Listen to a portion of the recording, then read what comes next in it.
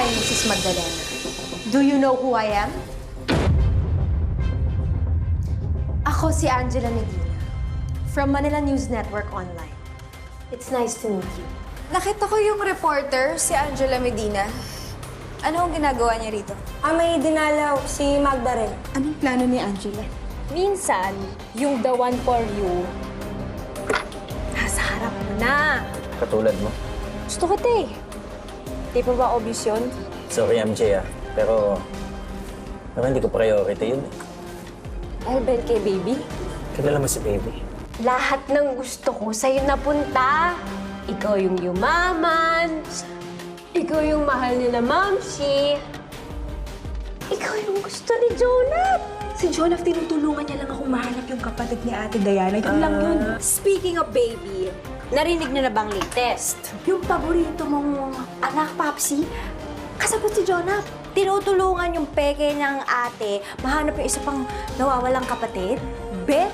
Baka nakakalimutan mo, si Beth ang hinahanap ni Baby. Paano kung mapagtagpi-tagpi niya lahat?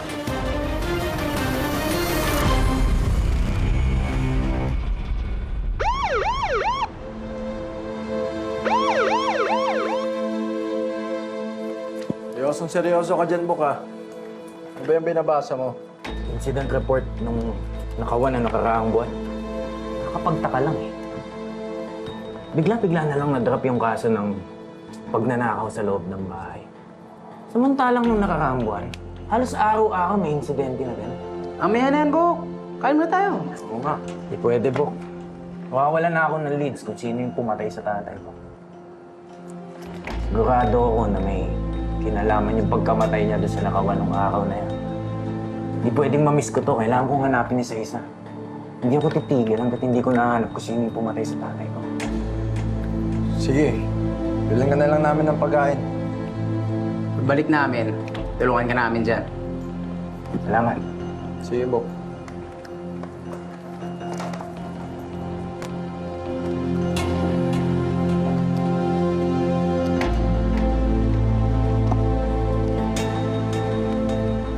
Kamusta investigasyon niyo ni Baby, Jonah?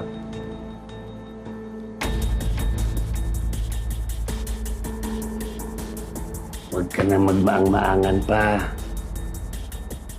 Kahit na hindi ko kadugo si Baby, tatay pa rin ako noon. Alam ko ang lahat na patungkol sa kanya. Hindi ko alam yung sinasabi niya, Mr. Ambrosio. Nabantayan ko lang ho yung anak niya.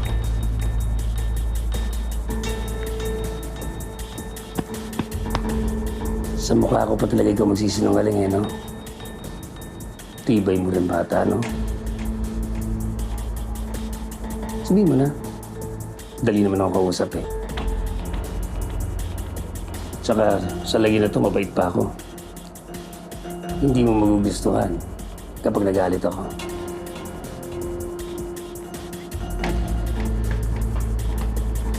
Ayaw magsalita. Ayos lang. Hindi kita pipilitin. Pero tigil-tigilan niya ng paghahanap. Hindi pulis si Baby. At ayaw ko sa lahat yung nalalagay sa panganib ang pamilya ko.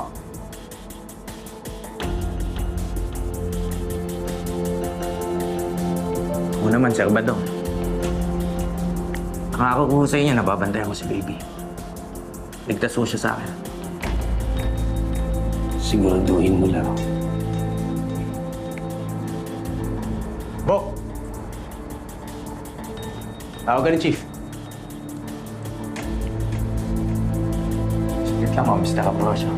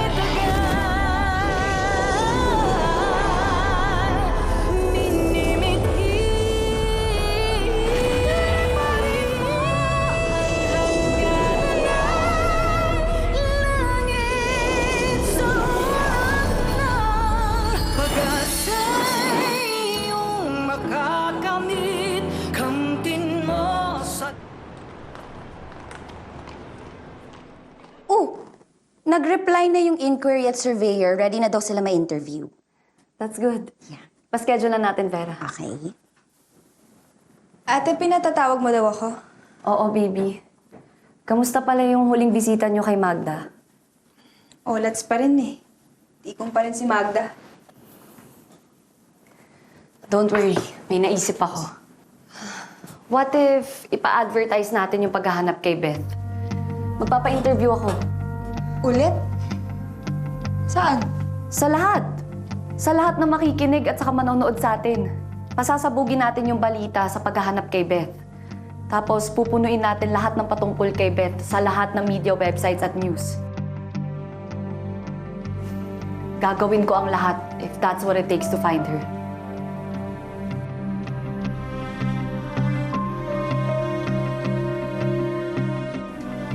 Oh, bakit ngumingiti ka dyan?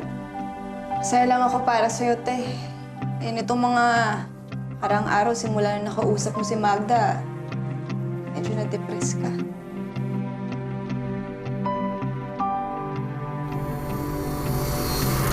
I know. And I'm sorry. Nalungkot lang ako kasi guilty ako sa nangyari kay Beth. Kasalanan ko kung bakit siya nawala. Pero tama si Vlad. Sinong tama? Girl, may sakit ka ba? Gusto mo ba ng gamot? Alam ko. And I don't think nasasabihin ko yun ever. Pero tama si Vlad.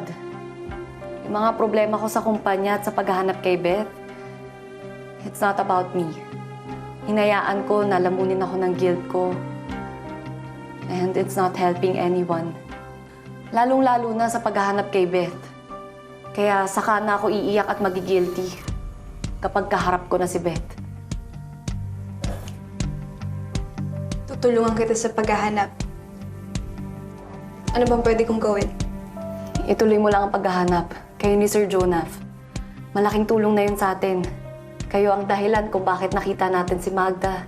Saka nalaman natin na wala pala sa Amerika yung kapatid natin. Dahil sa iyo, Amy, nabuhayan ako ulit. Maraming salamat. Ay, parang wala akong nai-contribute. Siyempre, ikaw din, friend. Thank you. Oo, to.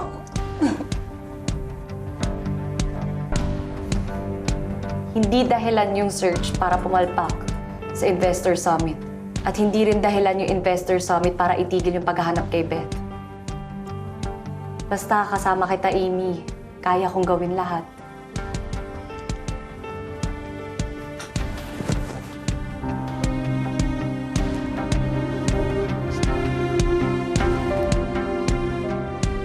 Siyempre, basta kasama din kita, friend. Hindi, okay lang. Ayoko naman masira moment nyo. Go! Go!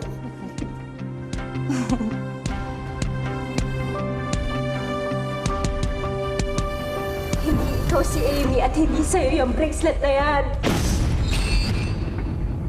Balang araw, malalaman din ni Ate Diana mo. Lahat. Kaya kung ako sa'yo, tumakas ka na hanggang may chance ka pa.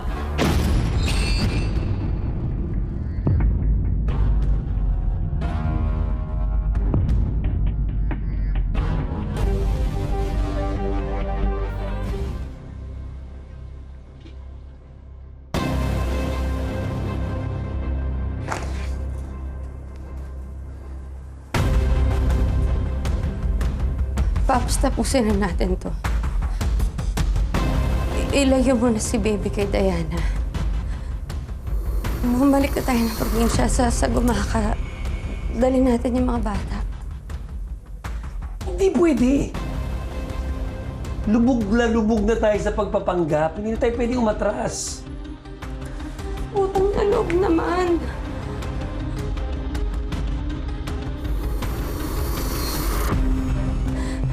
Yung pagpapanggap kay Diana, hindi pa ganun kalalim. Pero pag nalaman niya yung modus natin dati, sigurado kulong tayo. Paano si boss? Tingin mo? Patatakasan natin yun? Maski sa ang sulok tayo ng Pilipinas magtago, mahahanap at mahahanap tayo nun. At sigurado, patay tayo dun.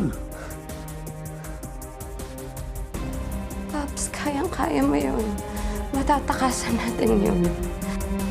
Pero tandaan mo, mas malaki ang mawawala sa atin kapag naungkat ang mga nangyari noon.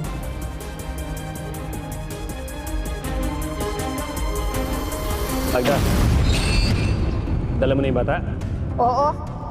Di ako pinatahimik buong gabing kakangawa. O sige, dumiretso ka sa Calle Estrella, ha? Tapos sabay na tayo pumunta kay Major Castillo. Oo. Okay, okay. Tumahimik ka nga!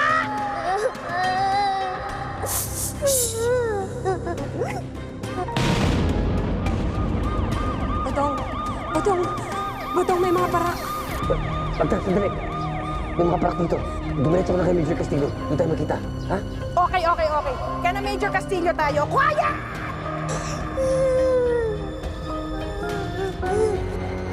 Kaya na Major Castillo na tayo. Dumiretso na tayo doon.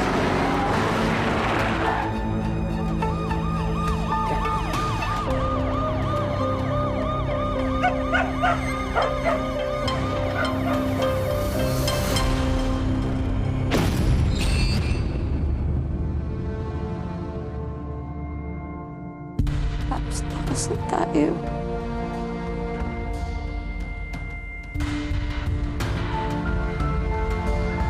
Hindi. Hindi tayo tatakas. Tapos. At hindi mo sasabihin sa mga bata ang nangyari noon. Wala kang pagsasabihan. Kung ayaw mong makulong o mamatay tayong lahat.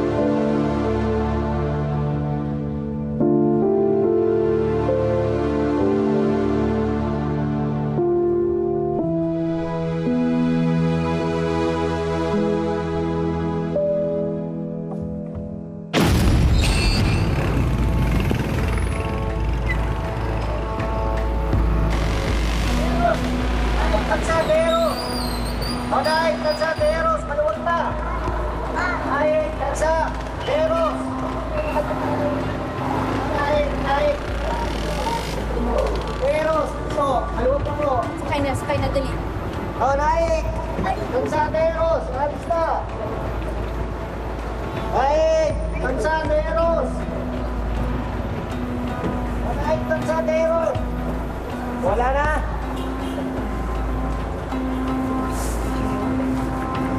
Sakay na, sakay!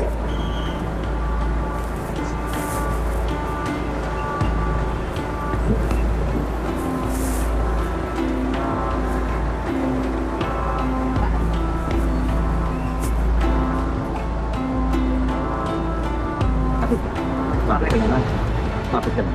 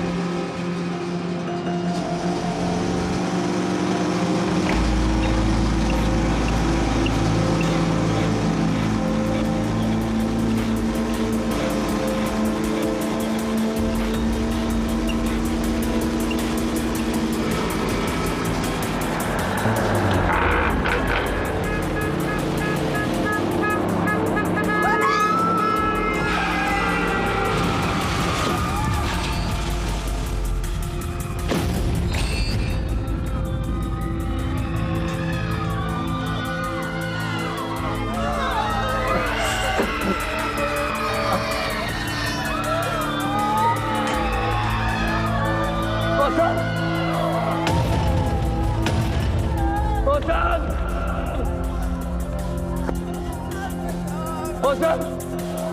Osam! Osam! Osam! Osam!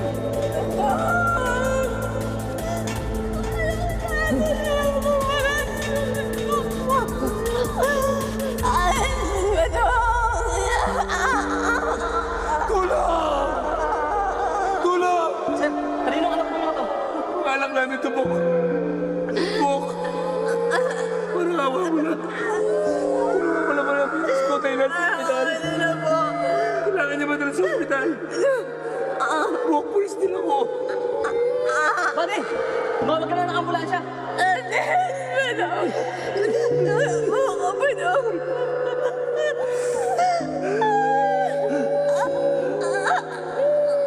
Bilisan niyo, Bok!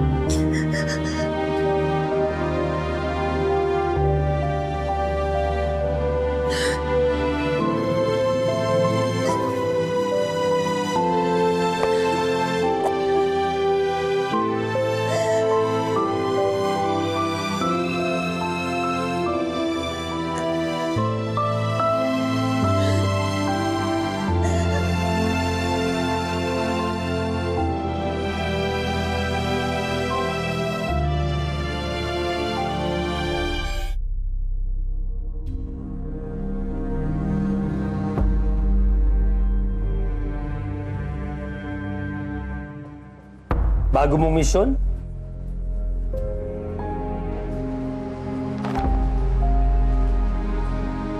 Bakit may nahanap yung kapatid ni Diana?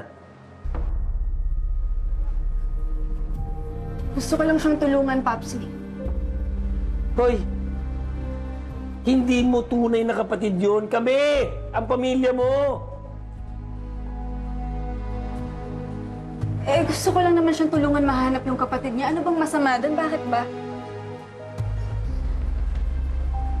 Nabulag ka na ba sa sarili mong pantasya, baby? Ha? Hindi ka paraiso. Ablog ka. Pagkatapos mong magpanggap, dito rin ang bagsak mo. Tsaka, mag-isip-isip ka nga, ha? Paano kung sa paghanap nyo kay Beth, yung tunay na Amy ang mahanap mo? 4 na kayong paraiso, ganon? Ang hirap sa'yo, pilit mong pinagdidiin ang sarili mo sa hindi mo naman kadugo.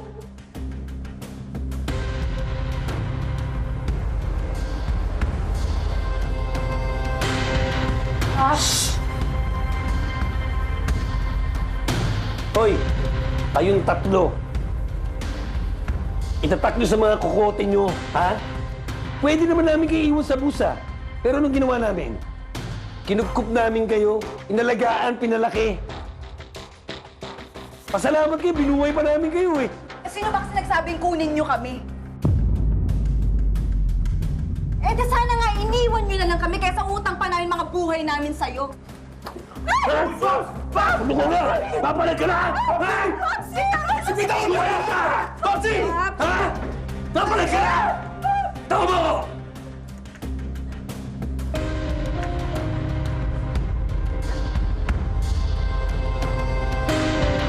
Ito, tandaan nyo ha. Isa lang ang misyon natin. Yon ay ang kunin ang pamana ni Julius kay Diana.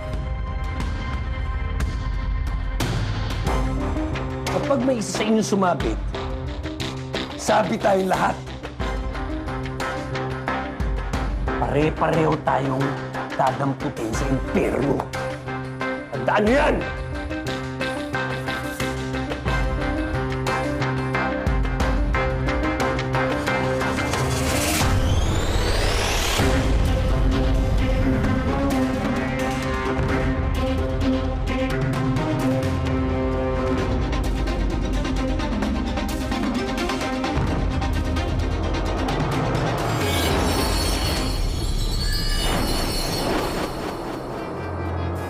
As the new CEO of La Madrid Land Corporation, I would like to welcome you all to the 7th Land Developers and Investors Convention. Oh, Angela! I'm glad you're here. Ngayon, makikita mo kung anong klase akong kaaway.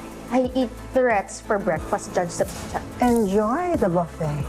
Ikaw ang nag-play ng kayo ng party ni Iggy! Hitting two birds with one stone. Clap, clap,